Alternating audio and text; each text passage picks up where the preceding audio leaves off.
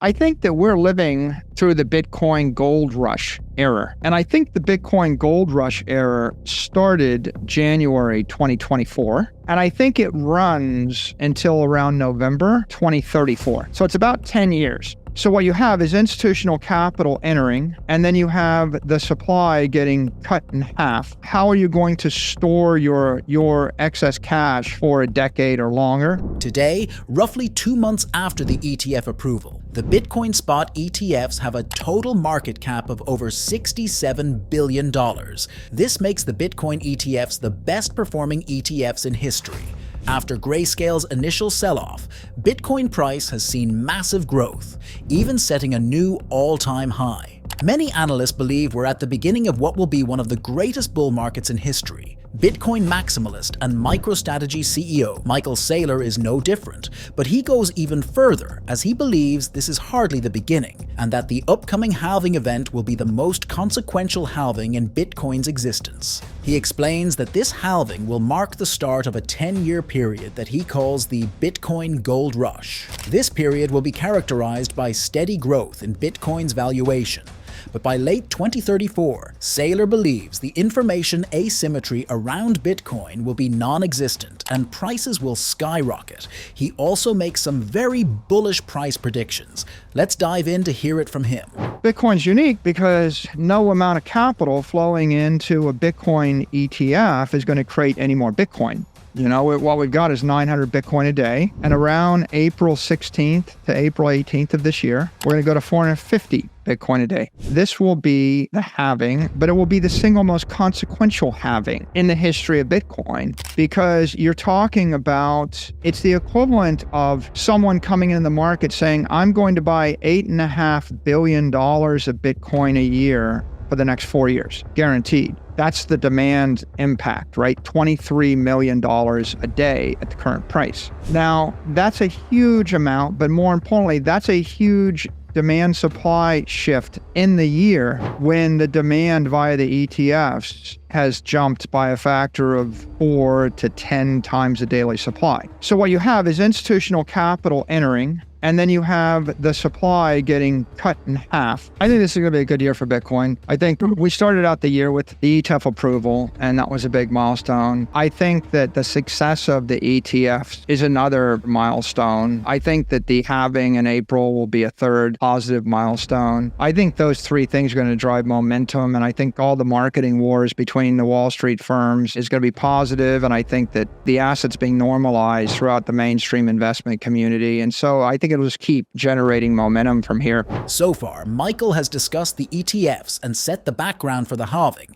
In general, he's given us a framework for short-term outlook on Bitcoin's price movement, and the message is bullish. Saylor believes 2024 will be a great year for Bitcoin. Next, he turns his focus to a longer time frame and explains why the next 10 years are going to be critical for anyone looking to truly get rich off Bitcoin. Let's head back in.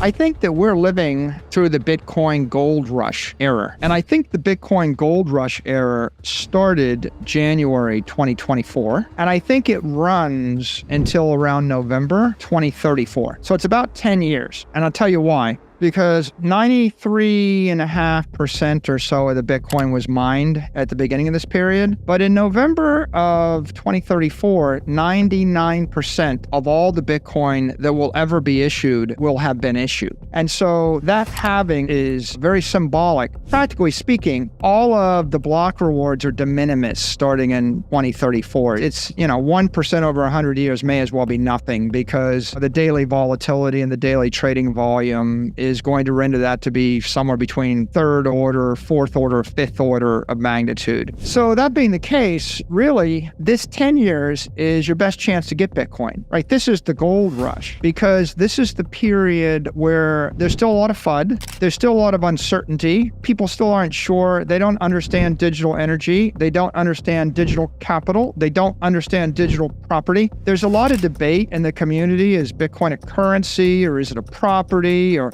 there's massive debate. And a lot of people say, well, it's a currency, and since it's not legal tender, or because it doesn't move fast enough, or I can't buy coffee with it, it's not a good currency. So there's a lot of confusion in the crypto community. There's a lot of mainstream regulators, they think it's a currency. So you see bankers say, oh, it's a currency, but it's not a good currency because I can't buy coffee with it, I can't buy things online with it, and it's too volatile. And they think that's a criticism. If everybody read all these books, if they listened to all your podcasts, if they listened to all my podcasts, if they thought about it for a few hundred hours, tomorrow they would wake up, they would all buy Bitcoin, and Bitcoin would be $5 million a coin. And then we'd be doing this podcast, and you would say, Mike, all the comments from all my followers are, is it too late? I would say, well, it's too late for you to get insanely rich. You're not going to get 100x, right? If you buy Bitcoin at 50,000 when it's 5 million, you're going to be bragging to your kids that you got 100x your return, right? So it's going to be too late for that. But it's not too late to buy it, because it's still better to buy the thermodynamically sound digital asset, which doesn't have all of the liabilities of real estate, stocks, or bonds. There's no reason to worry, right, or fret. You don't want people to figure this out. Like, if they figure it out, you have 10 years during which you can work and you can buy Bitcoin while everybody else disagrees with you and doesn't understand it because they're intellectually lazy or they're a different generation.